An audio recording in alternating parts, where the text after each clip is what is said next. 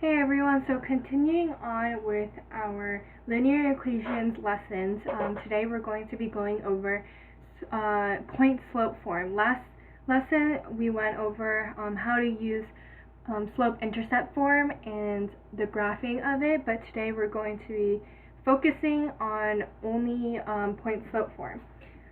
So just a little quick review, point slope form, as its name tells you, is centered around the concept of slope. So we reviewed in our first lesson regarding linear equations that slope is found by the change in y over the change in x, or delta y over delta x, which can be rewritten as y1 or y2 minus y2 over x1 minus x2. And you can switch these two numbers around as long as you always have one of the points first and keep it consistent. So this is our formula for how to find slope, and we'll be using that in order to plug these numbers into our point slope form. So we're going to be working with just how to generate a point slope form formula from a given slope and a given point. So the formula for the general formula for point slope form is y minus y1 equals m, which is slope, minus x minus x1.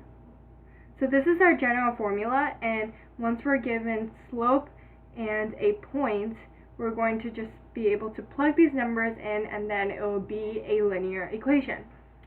So starting off with our first practice problem, we have the slope is equal to 3 and our given point is 2, 3. And we reviewed in our first lesson that 2, 3 is in replacement of x, y, and x always comes before y because x comes before y in the alphabet. So with this information, we can plug it into the general form of point slope form that I just wrote down, and then we will get y minus y1, which we have is 3, is equal to m, which is slope, times x minus x1, which is 2. So this is the formula that, this is like the form that we get after plugging in the numbers into the formula. So just to make it a little easier, I'm going to color code it so we know which numbers are coming from where. So we have 3, which is y1, and then we have another 3 for our slope, and then we have 2 as our x1.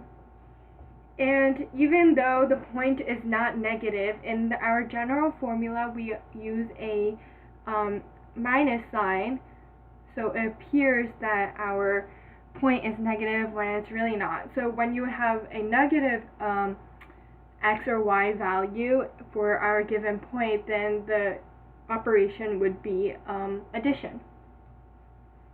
So next we have slope is equal to -4, and our given point is 0, 3. So from this, we plug it into our general formula to get y minus y1, which is 3, equals slope, -4, times x minus x1, which is 0. And now, because 0 has no value, it's just 0, we can actually write this as y minus 3 equals -4x. And it would be the same thing, because if you distribute this, the 0 value just cancels out to 0. Next, we have our given slope as 2/3, and our given point is actually, let's make this 3, 2. So from this we get y minus y1, which is 2, equals slope times x minus x1, which is 3.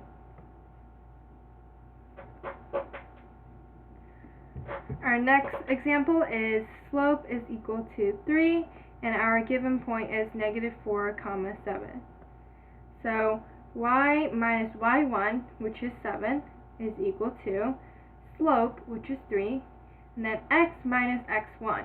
And now x1 is negative 4, so then I'm just going to write it out for now, but you can see that the negative signs cancel out and you get x plus 4.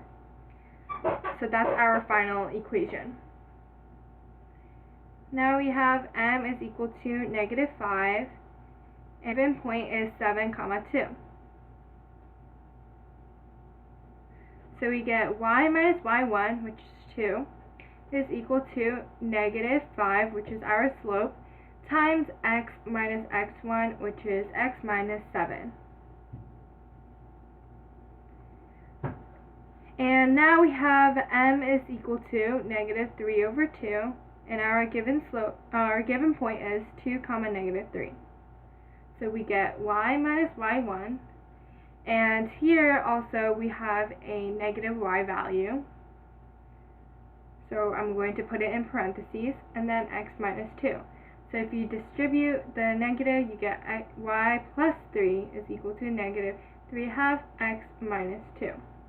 Now with this one, we're going to connect this back to our last lesson with slope-intercept form and see if we can formulate a slope-intercept form equation from this point-slope equation. So the first thing we want to do is isolate y. So we're going to subtract,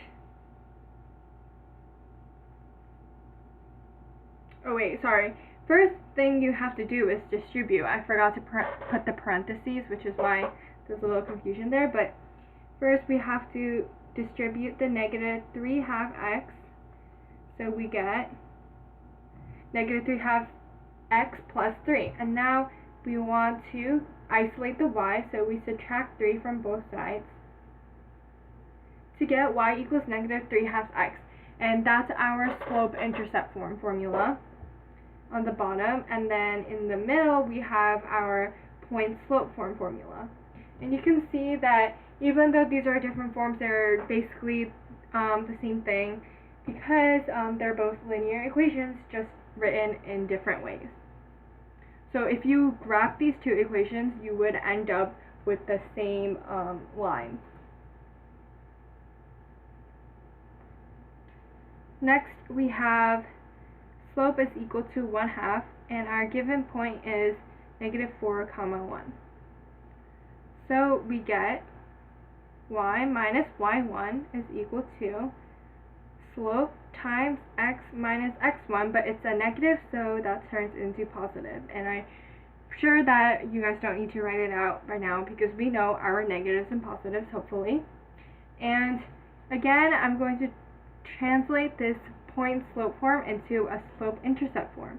So we get y minus 1 is equal to 1/2 x plus 2. And then add 2 on both sides to get plus 3. And so this is our slope-intercept form.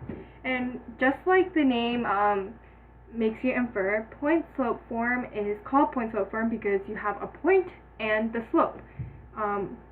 So we see that the slope is here, and then we have the given point, which is written on the left. And then slope-intercept form is called slope-intercept form because you are given the slope and the y-intercept, which is right here. Next, we have slope is equal to negative 2, and our given point is 4, 5. So just like last time, we do y minus 5 is equal to negative 2, parentheses x minus 4.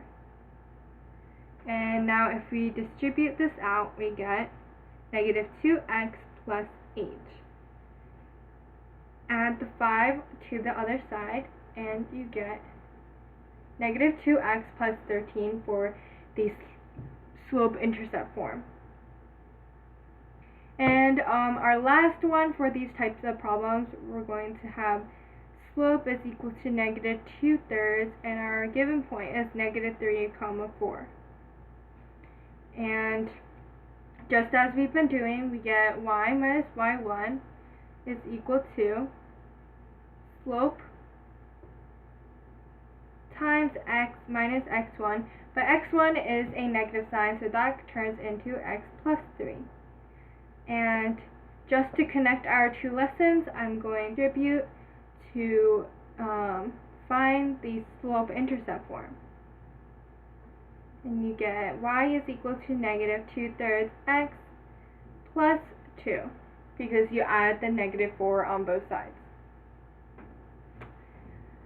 Now, since we've covered how to simply plug in the slope and a point into point-slope form, we're going to be working with finding point-slope form, give 2 points only and not the slope.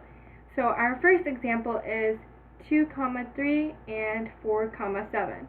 So we're given these 2 points, but we don't know the slope. But as I mentioned in the beginning of this video, to find slope, you have to do the change in y over change in x. So that's exactly what we're going to do.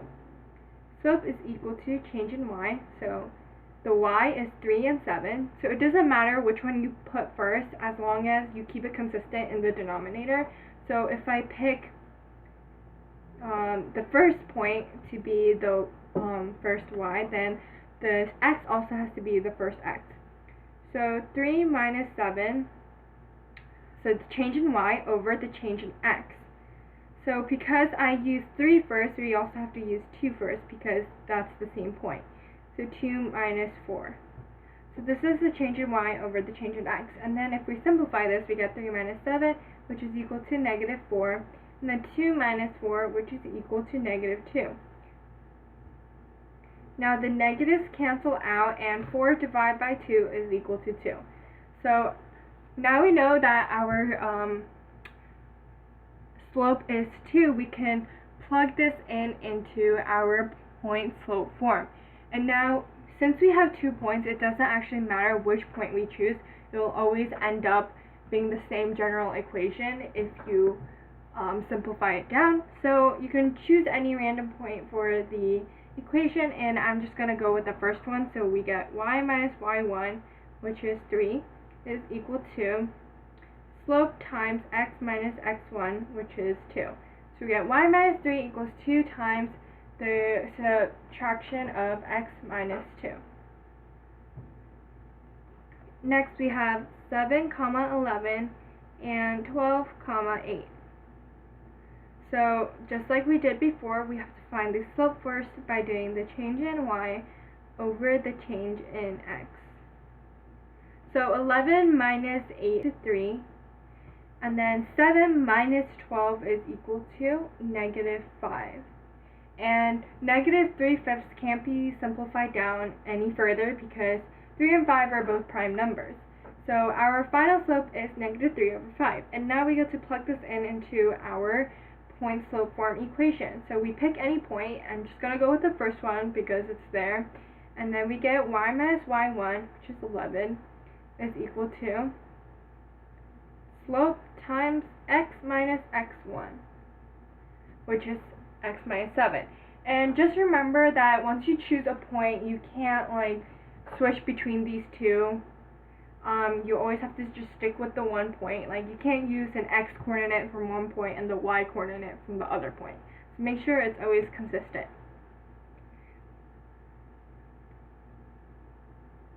Now we have 5, 3 and 7, 12. So to find slope, we do change in y, which is 3 minus 12 over 5 minus 7, and we get negative 9 over negative 2. And this is equal to positive 9/2. And you always need to make sure that whichever point that you chose to come first always has to come first in both the numerator and the denominator. So it doesn't actually matter which point you choose as the y1 or y2 as long as you keep it consistent. So that means that if I switch it around, you should also get the same slope. So just to deepen your understanding of how slope works, I'm just going to show you. Change in y over change in x. So I just flop the numbers around. And 12 minus 3 is equal to 9, 7 minus 5 is equal to 2. So we get 9 over 2 for both equations. So now plugging this into our point slope form, we get y minus 12, I'm just picking the second point this time. And then we have our slope, and then x minus 7. Now we have 4, 9, and our second point is negative 18, 11. So we're going to do change in y. I'm picking the second point to come first. So the second point has to come first for the x value also. And 11 minus 9 is equal to 2. Minus 4 is equal to negative 22. So we can simplify that into 1 over 11. Negative 1 over 11.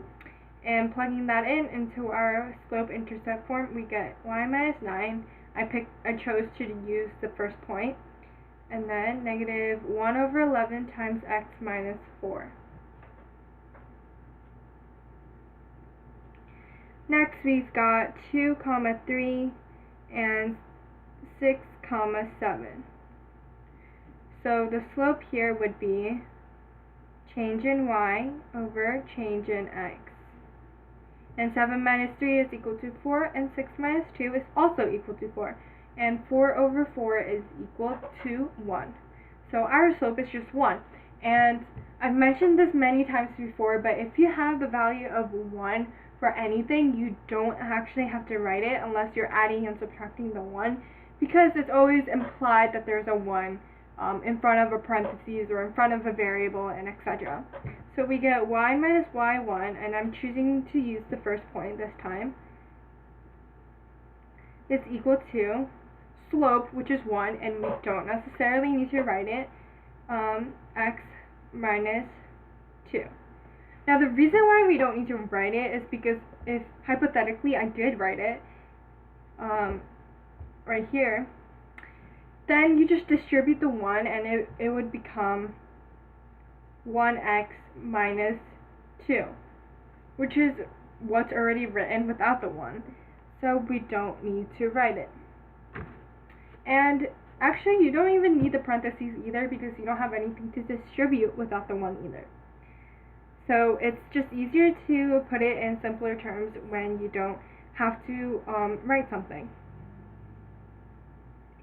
Okay, now we've got negative 23, 10, and negative 15, 4. So our slope is the change in y. I'm using the first point first, and then the change in x. And notice how I put plus 15 instead of minus 15, because the 15 already has a negative sign in front of it, and if you subtract a negative number, then the negatives cancel out to get you a positive. So it's actually negative 23 plus 15. And from this, you get 10 minus 4, which is 6, and negative 23 plus 15 is equal to negative 8, I believe. And if you simplify this down further, because the numerator and the denominator are both divisible by 2, you get negative 3 over 4 as our slope. And plugging this into the general formula of point slope form, we get y minus y1. And I just like to personally use the smaller point, because smaller numbers are always easier to work with, so we're going to go with the second point. It doesn't actually make a difference though. So y minus 4 is equal to negative 3/4 times x plus 15, because the negatives cancel out. Next we have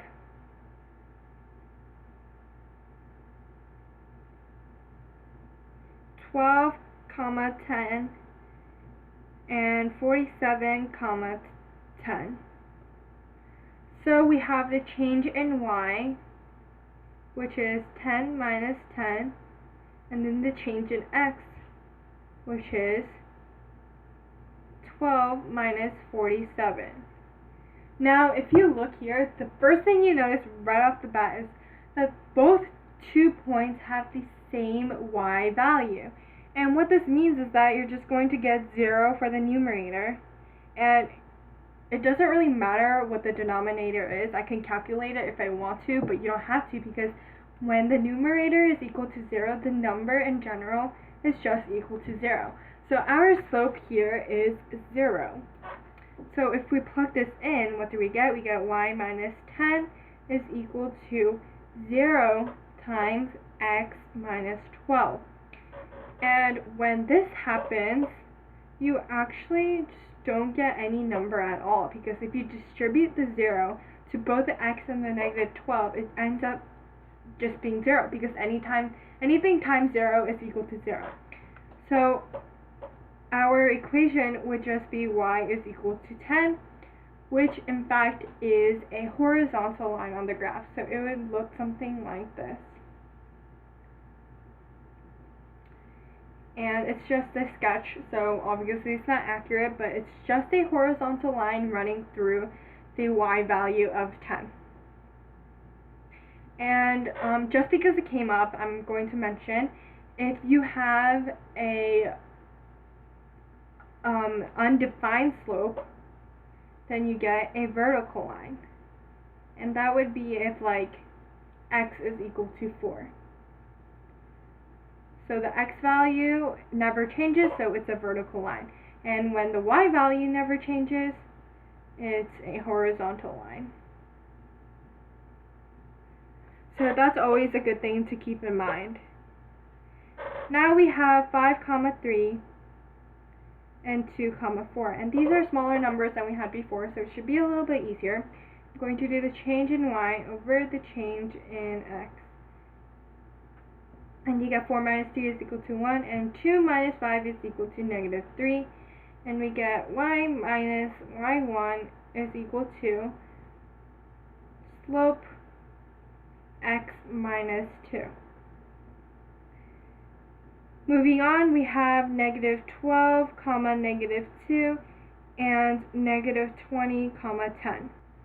So the change in y would be 10 plus 2, and negative 20 plus 12, because the first point both has negative values for x and y, so it would result in a positive number. So we have 10 plus 2, which is 12, and negative 20 plus 12 is equal to negative 8. And you can simplify this down further, because both the numerator and the denominator is divisible by 4. So moving this on to the next line, we get negative 12 divided by 4, which is 3, and 8 divided by 4, which our slope is negative 3 over 2. And this results in the equation being y minus y1,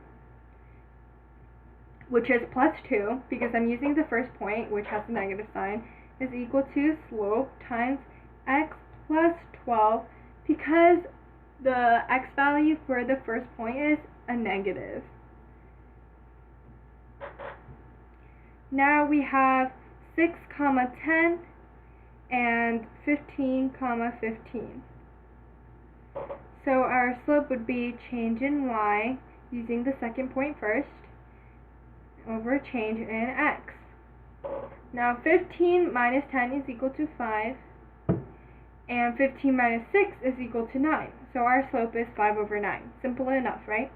And we have y minus y1 is equal to slope times x, the difference of x and 6. That one was pretty straightforward. Now we have 5, 0, and 2, 4. So change in y over change in x. So 4 minus 0 is obviously 0. Obviously 4. I wrote it, but I said it wrong. And then 2 minus 5 is equal to negative 3. So we have our slope as being negative 4 over 3. And plugging this into our general form of point slope form, we get y minus y1 is equal to negative 4 over 3 times x minus x1. And now since it's y minus 0, there's no need to write the 0. You can just write y equals negative 4/3 x minus 5. And our last example for today is going to be negative 1 comma negative 5 and negative 2 comma 5. Finishing with a pretty simple problem, we have slope is equal to the change in y, which is 5 plus 5 because we have a negative sign in the first point, and then negative 2 plus 1 because that's also a negative sign, and two negatives is always equal to a positive. So we get 10, which is 5 plus 5, and then negative 2 plus 1 is equal to negative 1. And that's the same thing as just writing negative 10. Because the denominator is 1, and there's never a need to write a 1 unless it is adding or subtracting a 1. And so this gets us y minus y1, and I'm going to use the first point, so we get y plus 5 is equal to negative 10, and then x plus 1, because both the x and y value have a negative in front of it, causing the subtraction to cancel out into addition. So our ending result is y plus 5 is equal to negative 10 times the sum of x plus 1. And so this is all I have for today, and hopefully you understand fully how to use point-slope form and how to find slope with 2 points. And next time we'll be going over standard form of linear equations. And if you have any questions or comments from today's lesson, make sure to leave them down in the comment